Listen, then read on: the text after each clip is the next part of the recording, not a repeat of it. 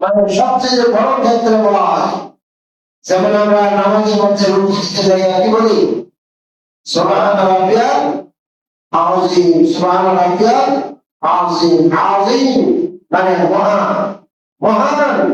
অর্থাৎ আমরা পবিত্রতা বর্ণনা করতেছি আমার মহান প্রভু, বলেন আলহামদুলিল্লাহ। তাহলে এখানে আযীম শব্দের অর্থ মহান সংবাদ, মহান সংবাদ। অর্থাৎ কিয়ামতের দিন, কিয়ামতের সংবাদটা হলো মহান সংবাদ। ঘটনাটাও ভয়াবহ, আর ওই ভয়াবহ খবরটাও বড় ভয়াবহ। কথা বুঝতে পারছেন?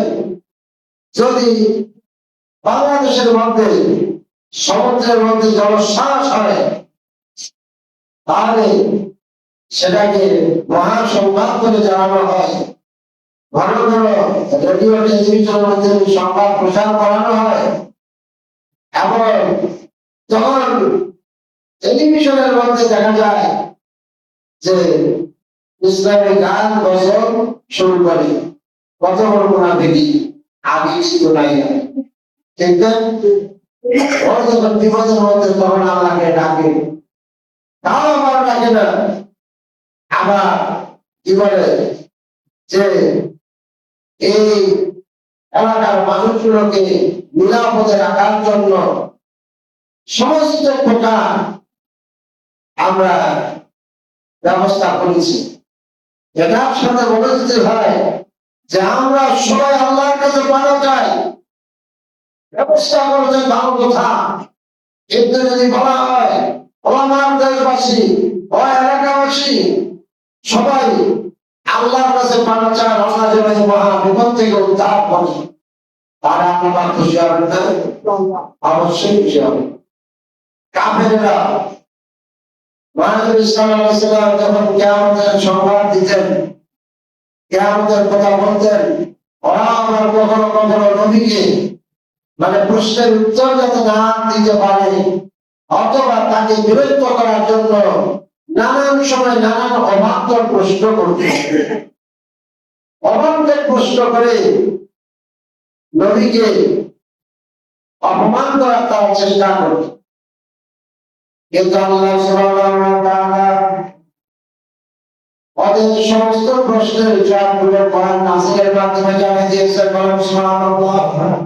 নবী বেশি বেশি করে কিয়ামতের কথা বর্ণনা করতেন, পরকালের কথা বর্ণনা করতেন। বলেন আলহামদুলিল্লাহ।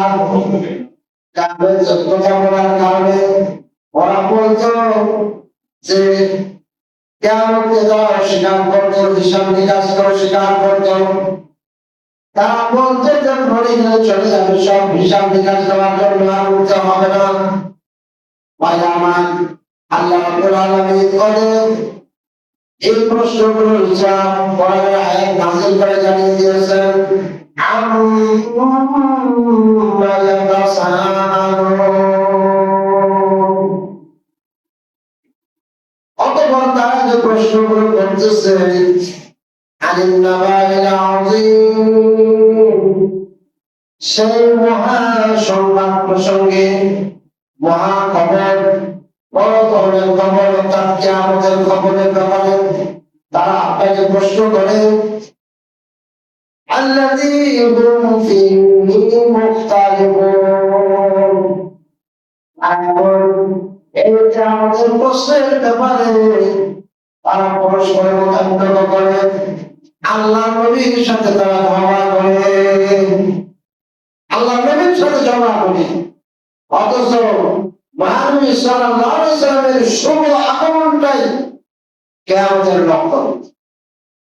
আল্লাহু আকবার। নবীর শুভ আগমনটাই কিয়ামতের লক্ষণ।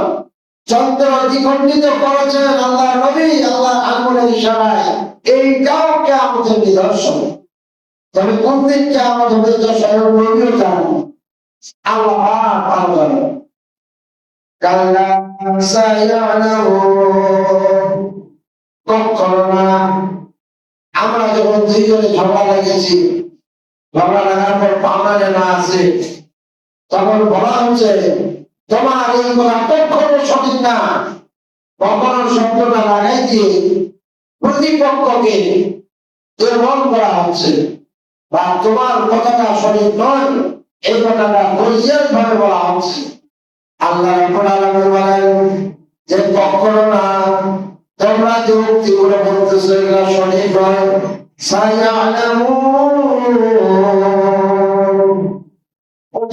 তোমরা জানতে পারবে কিয়ামতের ঘটনাটা। তোমরা কিয়ামতকে অস্বীকার করতেছো, কিন্তু আমি আল্লাহ জানাই দিচ্ছি তোমরা তা জানতে পারবে, বুঝতে পারবে।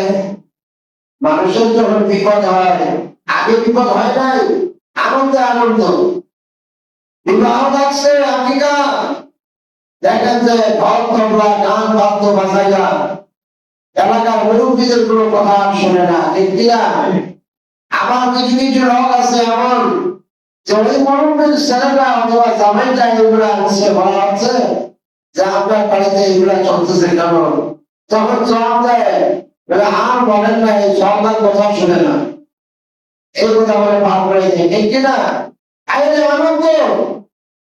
কিন্তু এই দিন বাড়ির মালিকটা যদি বলে যে তোমরা এই গান বাদ্য শুরু করেছ, আমি বাড়ি ছেড়ে দিলাম, চলে গেলাম, করো তোমরা কি করবা করো।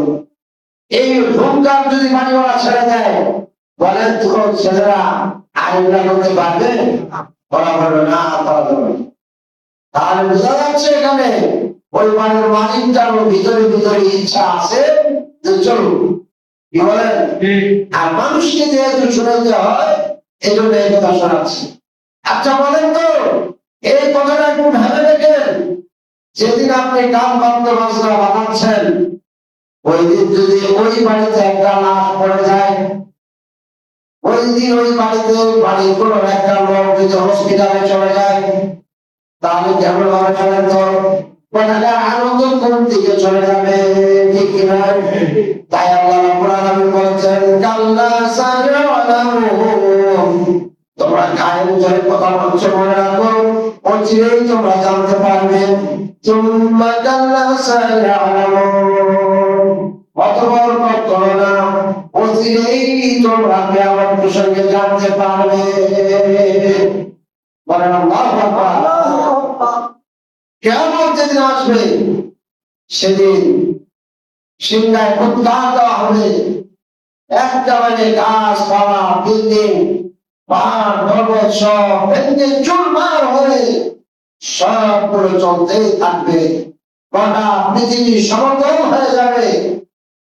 হাজার হাজার কোটি কোটি বছর আগে মানুষ জিন যারা আছে এদের সবাইকে জিন্দা করা হবে। এই ক্ষমতা আল্লাহ, বলেন সুবহানাল্লাহ। এই ক্ষমতা আল্লাহ, কেউ পিছায় থাকবে না, কেউ আর মাটির নিচে থাকবে না, মাটির থেকে উপরে উঠাবে। মুমিনেরা আল্লাহকে যারা ভয় করে চলেছে, তারা বেহেশতি পোশাক পরিধান করে কিয়ামতের ময়দানে যাবে, উটের উপরে আরোহণ করে, জয় বলেন সুবহানাল্লাহ। সরি, উট না, মানে ঘোড়ার উপরে আরোহণ করে।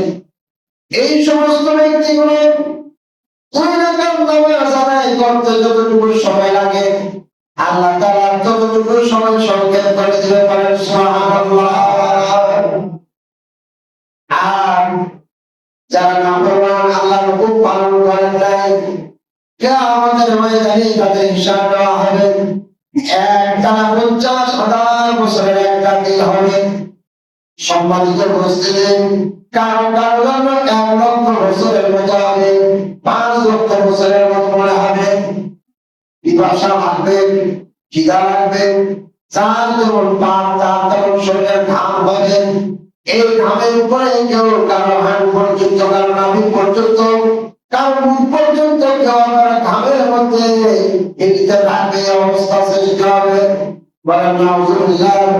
মা সন্তান থেকে পলায়ন করবে, সন্তান মায়ের থেকে পলায়ন করবে, ভাই ভাইয়ের থেকে পলায়ন করবে, বন্ধু বন্ধুর থেকে পলায়ন করবে, সকালে ইয়া নাফসি চলবে, কেউ কারো কোনো কথা শুনবে না।